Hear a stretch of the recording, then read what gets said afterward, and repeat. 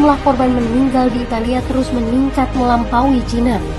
Sebagai gambaran, luas Italia itu kurang lebih 2 kali Pulau Jawa.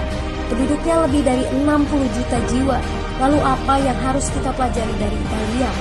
Yuk, mulai dari diri sendiri, mulai dari di rumah aja. Jaga kebersihan lalu isolasi diri dan keluarga. Tidak keluar rumah kecuali sangat penting. Ini saatnya memulai solidaritas. Yang mampu harus mulai membantu yang tidak mampu.